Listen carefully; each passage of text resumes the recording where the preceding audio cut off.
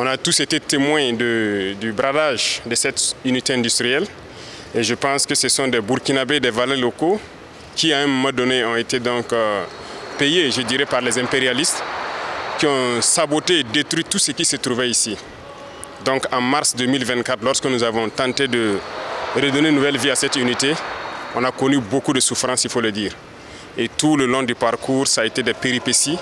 Même pendant la construction, avec les nouveaux équipements qu'on avait commandés pour remplacer tous les anciens, des Burkinabés qui se sont inscrits pour travailler dans la reconstruction ont encore saboté des appareils nouvellement arrivés. Donc on a dû prendre beaucoup de mesures particulières de sécurité pour pouvoir aboutir au résultat que vous voyez.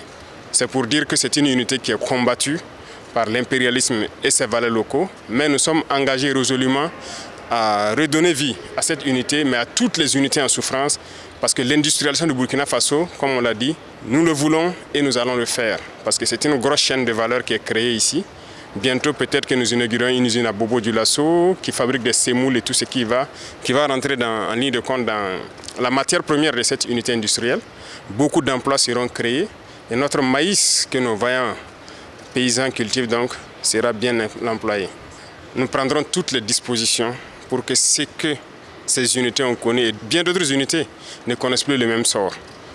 Le peuple attend beaucoup en termes d'industrie, en termes de transformation de sa matière première. Donc nous mettrons tout ce qu'il faut mettre en œuvre pour que les unités industrielles vivent, survivent pour le bonheur de notre peuple.